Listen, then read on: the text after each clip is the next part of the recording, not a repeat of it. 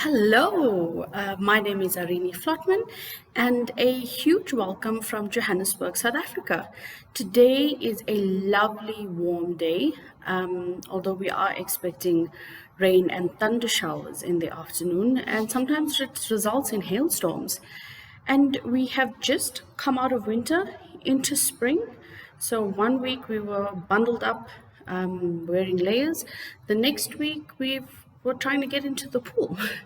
And one thing I realized about every time this happens is I hear the same comments. Can you believe that it's raining right now? I love the smell of flowers. I can't believe the flowers are blooming so quickly. Have you seen all the insects in the garden? Oh, I wish it was winter. I hate when it's so hot in Africa. It's the same thing over and over, year in, year out. We know that the seasons are going to change and we've experienced it before, but somehow we're still shocked when it happens, right? And I find that quite funny because it just shows how resistant we are to change. And that brings up my topic for the Adminchat today, which is change and, more importantly, learning how to adapt to change. So if we look back at the year, 2020 was a minefield.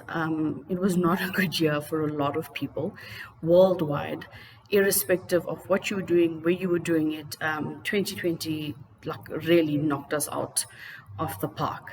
And we had to put up with so much of change constantly. It was not even, sometimes I remember in the beginning, February, March, things would change on an hourly basis, figures, what was going on, what the understanding of COVID meant. It could take weeks, months, anything could happen in any span of time.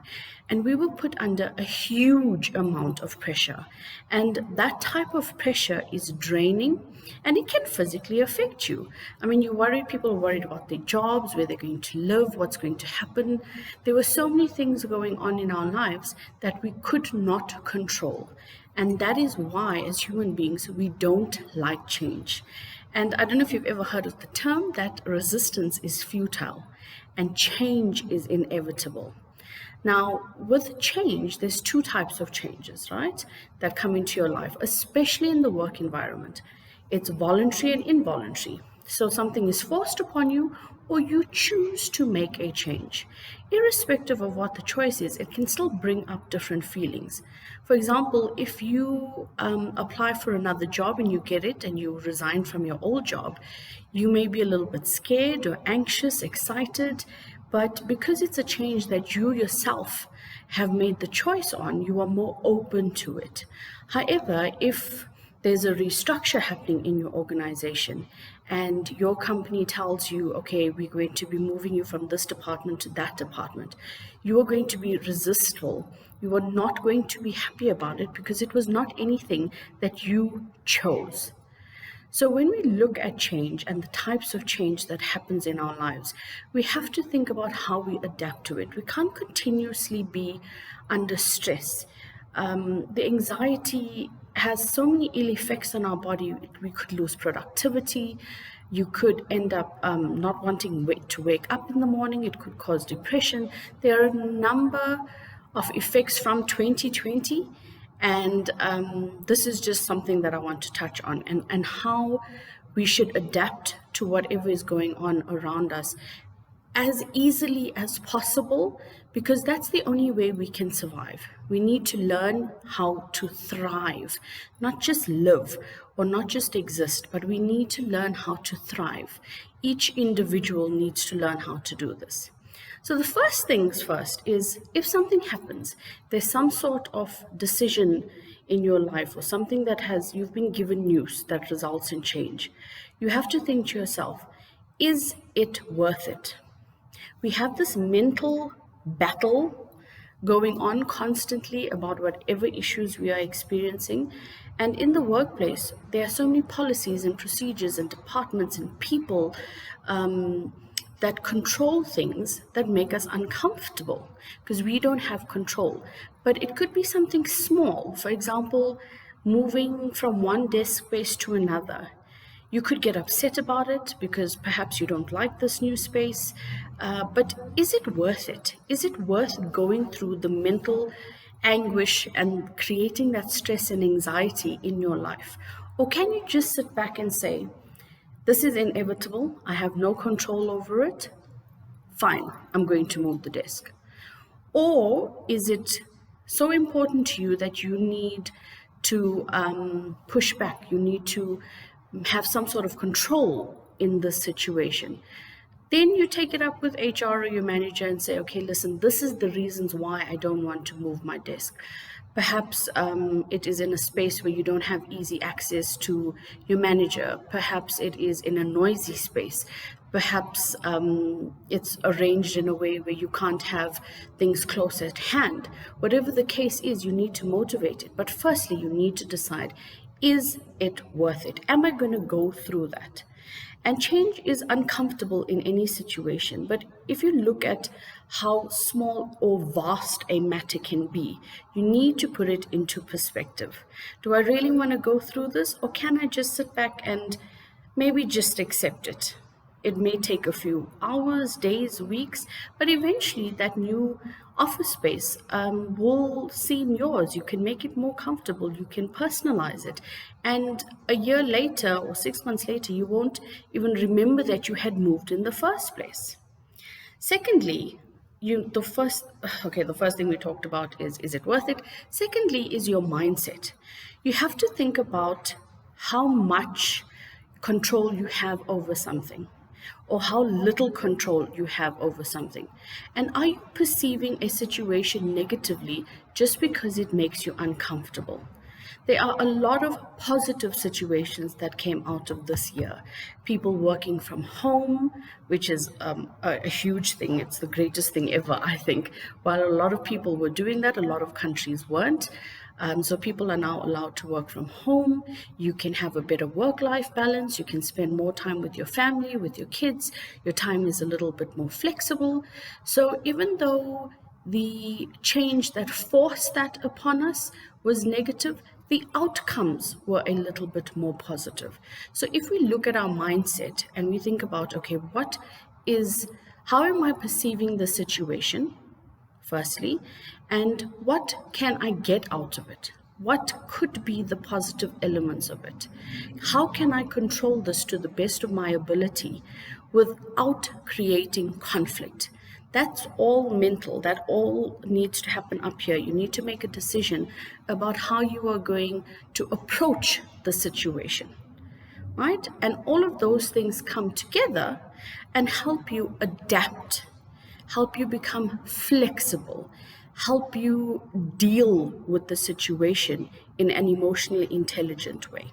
So you have to list the pros and cons. If I move my desk, the pros are X, Y, and Z, the cons are X, Y, and Z. There are pros and cons to everything. Not everything will be perfectly aligned. Not everything is going to make us happy. But can something make us happier? Okay. And if there is a situation where we are not going to be happy, then I think that resistance and that fight is worth it.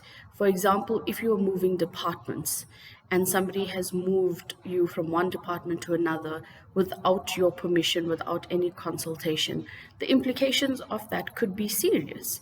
You may lose productivity, you may be forced out of the company. There are so many repercussions to that, and that is something that is a serious matter. That is something that you need to consider. It won't take a change of mindset. That type of change can not necessarily be inevitable. Perhaps you can control the situation in some way or another. Negotiate with your manager, with HR, or with the new business unit. There's a plan that you can put together.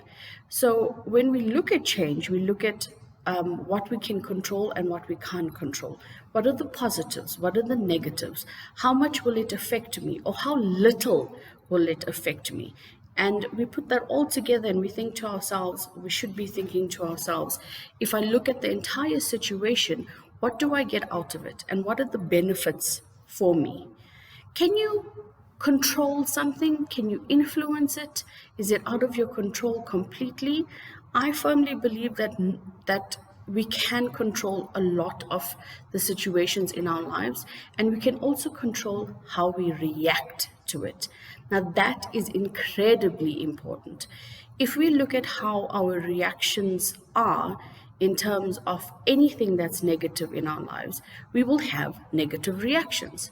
There are many instances this year that happened to me where I reacted badly because I felt that I was put in a position of duress. That may sound a bit dramatic, but somebody tells you something and you don't like the message, you don't like what's happening, you feel like you have control, and you could agree. I could have reacted. Well, I have reacted a little bit aggressively or defensively, and it's because we are under so much of stress. And I had to take a step back and say, okay, Arini, you're reacting this way. Is it worth it? You're breaking down relationships. You are not managing the conflicts in your life. In fact, you're creating more conflict. What can I do about that situation? How can I adapt? And how can I be flexible? And as difficult as it is, sometimes you just got to let things go. I've heard very many people say this, but it was only this year that I realized you just got to let it go. Sometimes things are not worth the amount of emotional strain that we put ourselves under. As it is on a daily basis in a normal, happy, good year, we are under so much of stress. This year was even worse. And the times I've seen people make bad decisions is because they reacted badly. And of course, there are situations where we are going to feel badly about it. But reacting badly and feeling negatively are two different things. Reactions result in consequences. We know this. So when I ask you to think about the changes happening in your life and adapting, it encompasses all of this. It encompasses reactions, it encompasses your feelings, it encompasses adaptability. We have to bring everything to make sure that we learn our lesson from this year. And there are very, very, very many lessons to learn. But one thing that really stuck with me was changes. And the irony is, a couple years ago, people would have loved to have been working from home. But the reasons behind us working from home were completely different. We would have wanted that to have been our choice, for example. Or you get the opposite. I've heard a number of my friends say they prefer working from the office. They are more disciplined that way, or they feel like they need to get out of their homes. There's more space at the office. They have more peer interaction at the office. Whatever the case may be, you have to decide how much choice you have in the matter and how much you can control it. Okay, we've looked at all of that, and I want to summarize this in a very easy, concise manner. And the ultimate thing is to be flexible. And I've heard generationally that older generations find it difficult to be flexible. However, 2020 has taught me different. I found that the younger generations were the one that were fighting everything. The older generation had lived through various huge, monumental worldwide events. They had been through different experiences, and they had learned that there are some things that you just can't change, some things you can. The younger generation, however, we've been lucky enough not to have dealt with such a huge, like a global pandemic that shut down the world, for heaven's sake. We did not know how to deal with this. We had to be flexible and we had to adapt. And being flexible in terms of moving from one job to another easily is different to adapting to a worldwide change, a change on a societal level. This type of change is going to affect our children and our children's children. There will be a huge amount of post-traumatic stress disorders from this. The amount of anxiety and medication that people are taking from this year. So when we look at change, especially the small and large types of change that we've been through this year, I think we have to put things into perspective. and we have to look forward. Hopefully this never happens again, and hopefully it ends pretty soon or starts easing off soon. If we look at it realistically, we never know what's going to happen, but now we can prepare for the future. We know how we react in a situation like this or similar situations, and we know what not to do and what to do. So hindsight is a funny thing, right? You could look back and say, oh, I shouldn't have done that in March, or maybe I should have reacted a little bit differently to the news I got in May. But now you know, and you're able to learn, and you are able to take away from that. So just to summarize everything that I've discussed, adapting to change is really difficult. But the first thing is getting your mindset right, and being aware of how you react to certain situations. The next thing is to assess the situation. How much does it mean to you?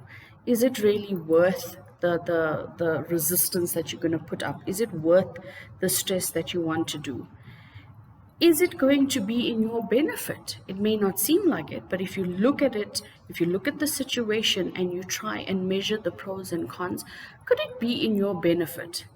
Could it be worth doing at the end of the day, right? Worth going through to the end result.